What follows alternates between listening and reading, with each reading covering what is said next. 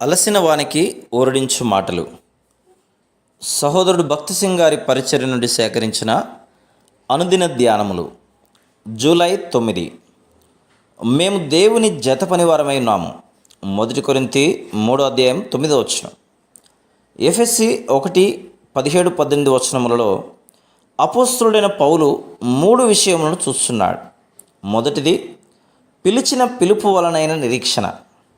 యేసుక్రీస్తు ప్రభు యొక్క పరలోక పిలుపును అర్థం చేసుకున్నట్టుకు మన కన్నులు తెరవబడవలను.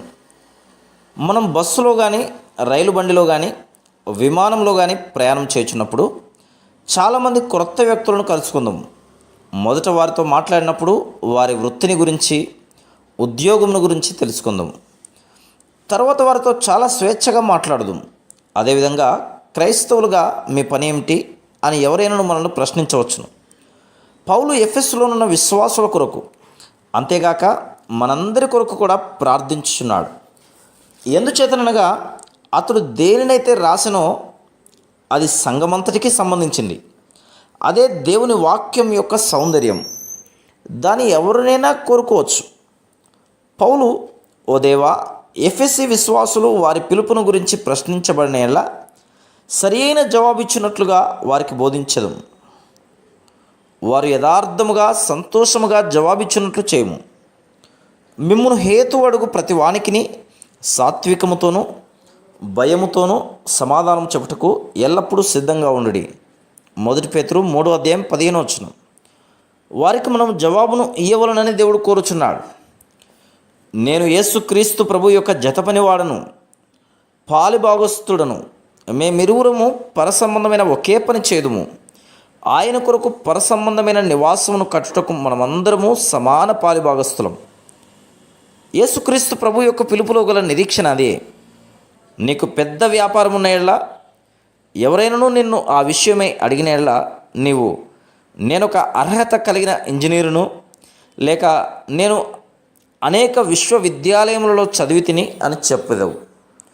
వారు నీ జీతం ఎంత అని అడిగిన యెడల నీవు ₹1,00,000 అని చెప్పిన యెడల వారు తప్పక నమ్మవలను. ఎందుకనగా నీవు అనేక విశ్వవిద్యాలయములలో చదివితివి. నీ ఉద్యోగము వ్యాపారమునకు జీతం తగినది. నీవు యేసుక్రీస్తు ప్రభునందు విశ్వాసం ఉంచిన యెడల ఆయన పరసంబంధమైన నివాసమును కట్టుటకు నీవును జత పని వాడవదు. ఈ పనికి నీ జీతం ఎంత అని అడిగిన యెడల నీవు నా ప్రభువుకు ఉన్నదంతయు నాదే అని సంతోషంగా చెప్పగలవు. ఈ లోక సంబంధమైన ఏ పెద్ద భవనం కంటేనూ మిక్కిలి శ్రేష్టమైన పరసంబంధమైన నివాస స్థలమును నిర్మించట్లో మనం దేవుని జతపని వారమై ఉన్నాం.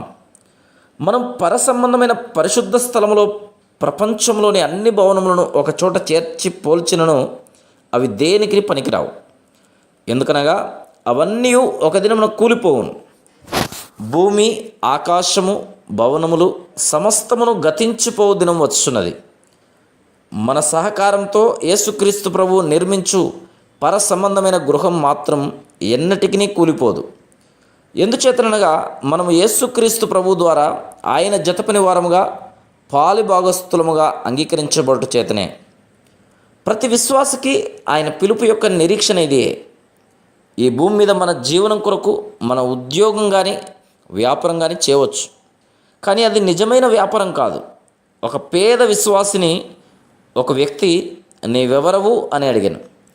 నేను క్రైస్తవుడను అని అతడు జవాబిచ్చాను. మరలా అతడు, నీ వృత్తి ఏమిటి అని ప్రశ్నించాను. ఆహార సంపాదన నిమిత్తం నేను కూలీగా పనిచేయుచున్నాను. కానీ ఒక విశ్వాసిగా నేను పరసంబంధమైన నివాసములను నిర్మించుట్లో జతపని వానిగా నా ప్రభువుతో కలిసి పనిచేయుచున్నాను అని జవాబిచ్చాను. Praise the lord.